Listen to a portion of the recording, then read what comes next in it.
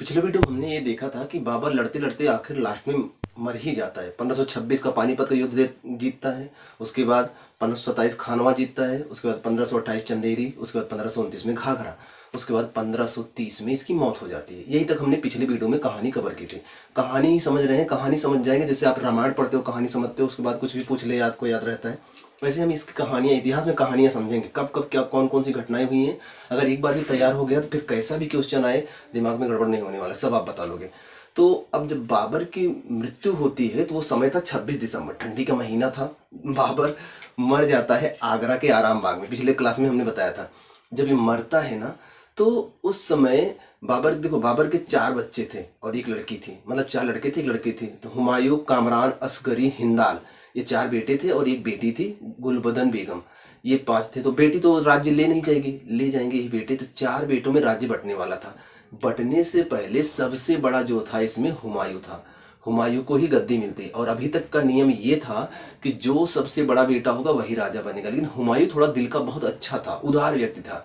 वो क्या किया कि वो बोला कि ठीक है, जो भी राज्य मिलेगा हम अपने भाइयों में बांट लेंगे, हम अकेला पूरा नहीं लेंगे, जो भी कुछ भी होगा हम अपने भाइयों में बांट लेंगे। तो इसी चक्कर में वो बोला कि मैं सब में बांट लूंगा, अपने भाइयों में बंटवारा करता है। ये पहली बार किसी राजा ने ऐसा किया, आज तक किसी राजा ने ऐसा किया नहीं है, इसको आप ध्यान रखिएगा। तो अब जब बंटने लगा तो उसके पहले एक बात ये तय थी कि हुमायूं ही राजा बनेगा। अब राजा बनने की प्रक्रिया चल रही थी कि हुमायूं को राजा बनाया जाए।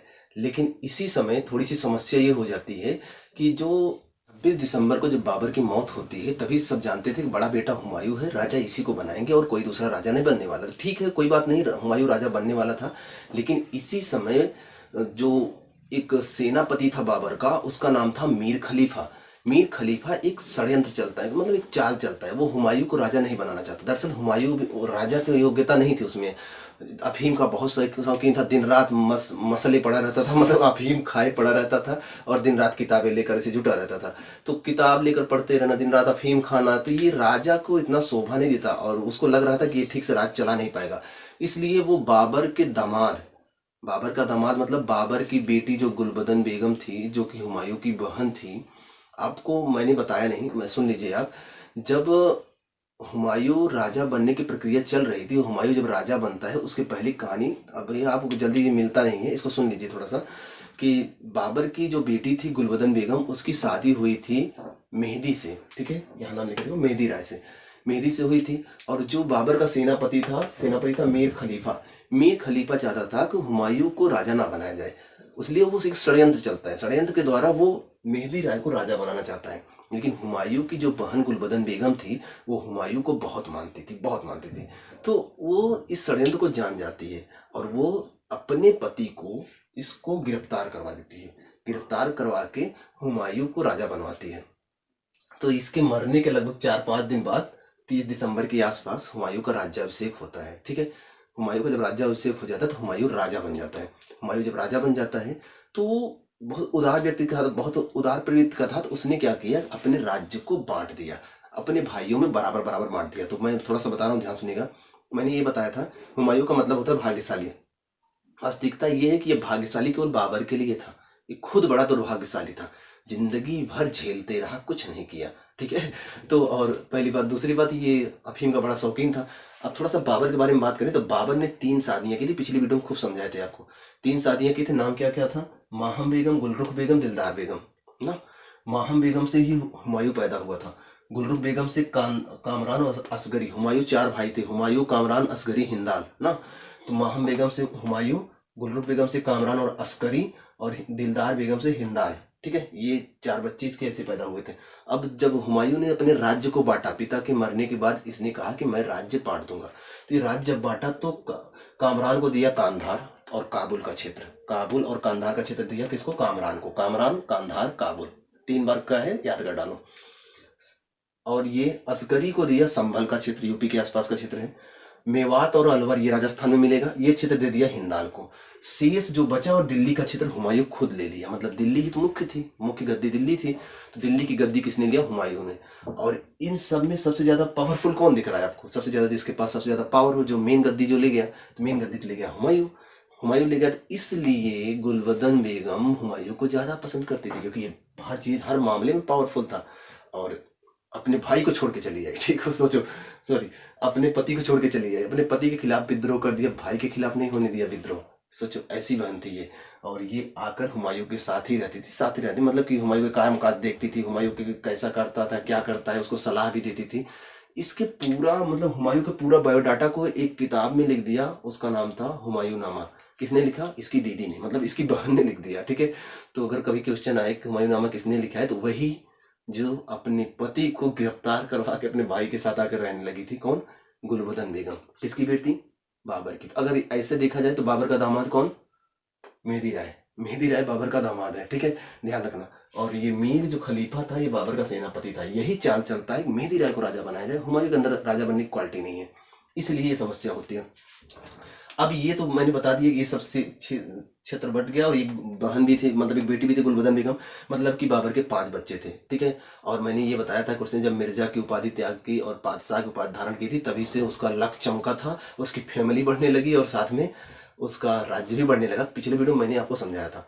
अब जब हुमायूं राजा बना, तो हुमायूं के राजा बनने से थोड़ा पीछे चलते हैं, थोड़ी सी कहानी आपको समझाते हैं, उसको समझिए पहले। हुमायूं के अफीम के शौक और हुमायूं के लापरवाही की वजह से बाबर बहुत परेशान हो गया था। वो हुमायूं को सुधारना चाहता था, लेकिन सुधारने के लिए कोई काम तो करना पड़ेगा ना। अब काम कैसे करे? वो तो राजा था और राजा का बेटा था। तो कहते कहते थक गया, सुनता ही नहीं था हुमायूं। दिन रात बस ऐसे सुरती जनता सुरती ऐसे ठोक के बस मुंह में डाल के मस्त रहता था। अब हुमायूं को समझाए कैसे? तो वो हुमायूं को समझाने के लिए एक व्यक्ति का उदाहरण खूब देता था, हमेशा उसको देता था कि देख, इससे सीख। ऐसे आपके गाँव में होता होगा ना, आपके पापा लोग, आपके घर वाले, पड़ोस में कोई बच्चा हो टॉप कर जाए किसी मामले में, तो उससे देखो, पर उसका बेटा इस चीज में टॉप कर गया और ये नालायक दिन भर मोबाइल लेके बैठा रहता है। ऐसे लोग सुनाते रहते हैं। तो ऐसे ही बाबर ने हुमायूं को भी खूब सुनाया। हुमायूं को दरअसल बाबर की सेना में ना 1519 ईस्वी में एक आदमी सेना के रूप में भर्ती होता है, मतलब सैनिक के रूप में भर्ती होता है। उसका नाम था फरीद। फरीद की कहानी बड़ी रोचक है। फरीद फरीद जब 1519 में सैनिक के रूप में भर्ती होता है, इतना योग्य था, हर चीज की जानकारी थी, हर चीज की निपुण था, हर चीज में। धीरे धीरे धीरे धीरे धीरे धीरे ये लास्ट में स्थिति ये आई 1528 तक, ये बाबर की सेना में सर्वोच्च सेनापति हो जाता है। सोचो, एक सैनिक के रूप से शुरुआत करता है फरीद और सर्वोच्च सेनापति हो जाता है। जब सर्वोच्च सेनापति हो जाता है तो आपको याद होगा, बाबर ने जब पानीपत लड़ा, उसके बाद जब खानवा लड़ा, उसके बाद जब तीसरा युद्ध चंदेरी वाला लड़ रहा था ना, तो चंदेरी के युद्ध में बाबर की तरफ से मुख्य सेनापति यही फरीद बन के गया था। यही फरीद चंदेरी के युद्ध में बाबर की तरफ से मुख्य सेनापति बन के लड़ता है और वही चंदेरी के मेदिनी राय को हराता है। सोच लो, एक सेनापति बन के गया है और बाबर की तरफ से लड़ता है और इसको हराता है, ठीक है। अब थोड़ा समझिएगा फरीद के बारे में। फरीद जो है, इसको शेर शाह सूरी के नाम से जानते हैं, सूर वंश का संस्थापक है। आगे इसका डिटेल पढ़ेंगे, पहले थोड़ा समझ लेते हैं। ये इनका जन्म पंजाब के होशियारपुर में 1473 के आसपास हुआ था। बजवाड़ा होशियारपुर पंजाब के आसपास का क्षेत्र है। मूलतः इसके परिवार वाले अफगानिस्तान के हैं, अफगान हैं। तो ये भी अफगान हुआ, फरीद भी अफगान हुआ, तब समझ पा रहे हो ना। फरीद भी अफगान है, भले ये पंजाब में रहता है। इसके पापा एक जमींदार थे, ये था। इसके पापा 2-3 शादियां की, 4 शादियां की थी, इसके पापा ने 4 शादियां की थी, जिनसे 8 बच्चे हुए थे। तो उसी में से एक बच्चा फरीद भी था। तो सौतेली माता थी एक माँ, इसकी जो सगी माँ थी वो मर चुकी थी। सौतेली माँ बहुत दुर्व्यवहार करती थी, इसलिए फरीद ने घर छोड़ दिया। घर छोड़कर बाबर के यहाँ नौकरी कर ली, सैनिक के रूप में। सैनिक के रूप में नौकरी की और लास्ट में चंदेरी का युद्ध जो 1528 में होता है, उस युद्ध में ये बाबर की तरफ से सर्वोच्च सेनापति के रूप में लड़ा। सोचो, एक सेना के रूप में घर से सताया हुआ बच्चा, घर छोड़ के भागा हुआ बच्चा सेना के रूप में जीवन शुरू करता है और उसी राजा की सेना का सर्वोच्च कमांडर बन जाए। सोचो कितनी योग्यता रही होगी। और वो चंदेरी का युद्ध का नेतृत्व करता है। इसका उदाहरण वो हमेशा हुमायूं को देता है, नालायक, इससे सीख, ये देख कितना योग्य है। एक सेना से शुरू हुआ है, इतना आ गया, और तू एक राजकुमार है, फिर भी दिन रात तंबाकू खा के मस्त रहता है। अफीम का बड़ा शौकीन था। बस अफीम तो जानते हो ना, अफीम पी लो ना तो होश नहीं रहता। वो हमेशा अफीम पी के ऐसे मस्त रहता था, ऐसे ऐसे ऐसे आँख खोल के ऐसे देखता रहता, ऐसे लग रहा है जैसे कि नशे में रहता हमेशा। बाबर के सामने हुमायूं, क्या सोच रहा है तू? मतलब कि एकदम होश गायब रहता था, ऐसे नशे में रहता था, अफीम पी के मस्त रहता था। अब दूसरी बात, पहली बात तो अफीम पी लिया, दूसरा थोड़ा सा टाइम मिला तो कापी लेके ऐसे हमेशा पढ़ता रहता था। फिर ये समझ में नहीं आया कि क्या पढ़ता रहता था। तो एक दिन बाबर ने कापी छोड़ी, उसकी देखी, अच्छा, क्या पढ़ रहा है? ज्योतिष पढ़ रहा है। अच्छा, अफीम पी के ज्योतिष से पढ़ता है। मतलब ये ज्योतिष का बहुत शौकीन था, ज्योतिष की जानकारी बहुत रखता था, ज्योतिष के हिसाब से काम करता था। आज किस रंग का कपड़ा पहनना है, आज कौन सा खाना खाना है, नाखून किस दिन काटना है, दाढ़ी कैसे रखनी है, ये तमाम चीजें, ये हर चीज को ज्योतिष के हिसाब से करता था। ज्योतिष का बड़ा शौकीन था, तो ये सब जानता था बाबर। और बाबर जानता था कि ये अफीम और ज्योतिष इसको लेट उबेगी अगर ये राज प्रशासन नहीं सीख पाया। इसीलिए वो हमेशा इसकी इसका उदाहरण देता था। ठीक है, अब फरीद की उदाहरण देता था, फरीद की बात कर लेते हैं। फरीद जब यहाँ 1528 में चंदेरी के युद्ध में नेतृत्व कर लेता है, तो 1529 के पहले भाग क्यों जाता है, ये भी बात आती है, तो थोड़ा सा सुन लीजिएगा। आपको हमने पिछले वीडियो में ये बताया था कि ये जो बिहार वाला क्षेत्र है, बिहार वाले क्षेत्र में इब्राहिम लोदी का भाई महमूद लोदी राज कर रहा था, याद होगा। और दक्षिणी बिहार में बहार खान लोहानी राज कर रहा था। ये जो महमूद लोदी है ये अफगान था। और ये भी अफगान है। मैंने अभी क्या बताया कि इसका खानदान अफगानिस्तान का है। और महमूद लोदी भी, इब्राहिम लोदी का भाई है, वो भी अफगानिस्तान का है। लोदी वंश अफगानिस्तान से आया था। मैंने आपको, अगर आप सल्तनत काल पढ़ोगे तो पता चलेगा। तो ये अफगान था। अब जब बाबर अगली योजना अफगानों के विरुद्ध बनाने को कर रहा था, मतलब कि अब लोदी को हराने को सोच रहा था, तो इसका मतलब क्या है कि ये फरीद को पता चल गया कि ये, मतलब कि ये अफगानों के खिलाफ लड़ेगा, मतलब अफगानों को मारेगा। और ये खुद अफगान था, इसलिए इसने बाबर के सैनिक पद से, बाबर के यहाँ से इस्तीफा दे दिया। बस मेरी तो हो गई पढ़ाई, मेरे काम हो गया, मैं आपके यहाँ नौकरी नहीं कर सकता, मैं जा रहा हूँ। फिर ये यहाँ से छोड़कर आता है यहाँ पर बहार खां लोहानी के यहाँ बॉडीगार्ड के रूप में नौकरी करने लगता है। ठीक है, बॉडीगार्ड के रूप में एक शुरुआत करता है। अब बॉडीगार्ड के रूप में शुरुआत करता है बहार खां लोहानी इसको एक बार लेकर गया था शिकार पर। अब शिकार पे गया था, तो शिकार करते करते कभी कभी होता है ना, खुद भी शिकारी खुद यहाँ शिकार हो गया। गाना सुने हो, ये क्या जुल्म हुआ, ये कैसे कब हुआ, गाना सुने हो गया। तो यही हुआ, शिकारी यहाँ खुद शिकार होने के कगार पे था। मतलब कि एक शेर का शिकार करते करते स्थिति ये बनी कि ये खुद शेर के सामने आ गया। अब शेर के सामने आ गया तो इसके और भी जो अंगरक्षक थे सब भाग गए, लेकिन ये फरीद जो था वहीं तलवार लेके खड़ा रह गया, डट गया शेर से लड़ते लड़ते, और शेर को तलवार से काट डाला। कहा जाता है कि एक ही बार में उसको काट डाला। तो इससे बाहर का लोहानी बहुत खुश हुआ, अरे वाह फरीद, तूने तो शेर को खा लिया, तू तो शेर खां है। ठीक है, तो उसको शेर खां की उपाधि दे दी गई।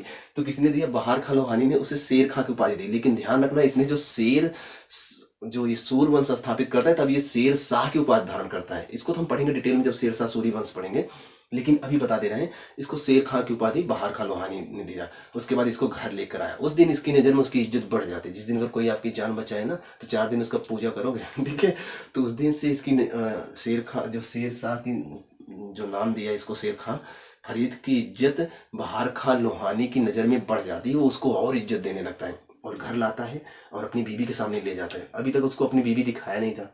अब बताओ, किसी दूसरे को उसकी बीवी, अपनी बीवी दिखा रहे हो, जो कि महलों में रहती है, दिन रात श्रृंगार करके बैठी है, खूबसूरती में जो मरी पड़ी जा रही है। अब उसके सामने आ गया फरीद। फरीद के कंधे पे हाथ रख के लाया, देखो इधर, आज अगर तुम्हारा सुहाग जिंदा है ना, तो उसका कारण ये फरीद है। ये जो तुम श्रृंगार किए हो ना, इसका कारण ये फरीद है। ये जो तुम लिपस्टिक लगाई हो ना, इसका कारण ये फरीद है। तुम्हारा जो कुछ भी है, सबका कारण ये फरीद है। ध्यान रखना, यही तुम्हारे शौहर की जान बचाया है। तो उसका नाम था दादू बेगम, दद्दू बेगम, दादू बेगम, दूदू बेगम, कई नाम से पुकारता था प्यार से।